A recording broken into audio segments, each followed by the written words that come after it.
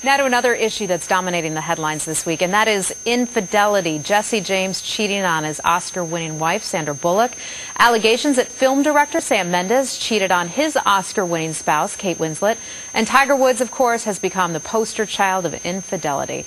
The championship celebrity golfer is planning to take part in a new round of reporter interviews before the Masters. Duke Castiglione has more. I was living a life of a lie. I really was, and I was doing a lot of things, as I said, that hurt a lot of people. And stripping away denial and rationalization, you start coming to the truth of who you really are. And that can be very ugly. But then again, when you face it and you start conquering it and you start living up to it, the strength that I feel now, I've never felt that type of strength. Tiger also asked what his lowest point has been since he wrecked his car on that late November night. I mean, there were so many different low points. People I had to talk and face, like my wife, like my mom. When asked what exactly he was in treatment for, Tiger was very vague, saying it's a private matter. When asked what treatment was like, his answer much different. It was tough. It was really tough to look at yourself in a light that you never want to look at yourself. That's pretty brutal. And how does he think fans will react to him when he actually starts playing again at the Masters, which starts on April 8th? I don't know. I don't know. I am a little nervous about that, and to be honest with you, that's. How much do you care? It would be nice to hear a couple claps here and there, but I also hope they'll also clap for birdies too. Well, joining me now is Ruth Houston. She's an infidelity expert for Examiner.com. Jonathan Alpert is a psychotherapist and advice columnist for Metro newspaper.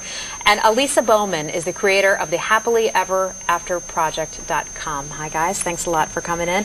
What was your reaction to Tiger Woods' interviews and what he said there in that tape? Is he sorry for what he's done? Does he seem to be on the path to recovery? He is sorry for what he's done. We hear so much about cheaters, and certainly he had an extraordinary number of mistresses, and that's not uncommon for a cheater to cheat multiple times. He was 16 a little over times? That. No, that number was uncommon, but okay. It's not uncommon. 25% of men who cheat tend to have more than one affair, not all together. Right. Sometimes it's one after the other, but we hear this expression, once a cheater, always a cheater. That's not necessarily true.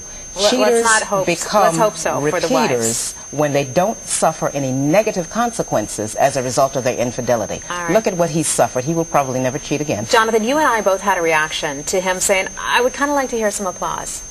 Well, I think this shows that Tiger is still experiencing this issue of entitlement. He still feels a bit of entitlement. He knows what he's done has wreaked havoc on his career, yet he still wants an applause. Right. Can the marriage of David Duchovny and his wife, for example, they've been through some therapy themselves, Sandra Bullock and her husband, Jesse James, can those marriages be saved? Well, that's up to the wife who has to build trust. Can she, 17 times is a lot. But I hear from readers all the time at ProjectHappilyEverAfter.com that they do get past this, they do it, but is it easy? No. And some of these people, they've only been cheated on once, not with multiple people. So it's a huge thing that he's asking her to try to get past. Yeah. Why are these men so careless? The text messages, the voicemails, the emails, I just don't get it. They're not thinking. And that's the whole key. They are not thinking, because if they were thinking But they do spend a lot of time planning for these affairs, so they're thinking about something. Well, they're not thinking about the consequences. Yeah, they're thinking with the wrong head. But they're not thinking about the consequences. That's what they're not thinking about, because if they did, they wouldn't do it, you see. They feel that they're above anything. That's not what they're thinking about. What happens is they let their desire for sex overrule their common sense. And that's the compulsion. These people are, their behavior is directed at achieving the goal of sex. It's fulfilling that fantasy, that drive at all costs. They absolutely do not think of their wife at home. Elisa, do you believe in the concept of a sex addiction, or is that just an excuse for bad behavior? Well, it may be a clinical thing, but in the end, your marriage is still trashed afterwards. So if you're going to blame it on a sex addiction, you're going to blame it on your mommy, you're going to blame it on all these other things, it doesn't matter. You still cheated, your wife still doesn't trust you, your marriage is still destroyed. Mm-hmm. What's the number one thing you do, just briefly, to try to get a marriage back on track? Lots of therapy, and before that happens, there has to be a full commitment to work out the problems.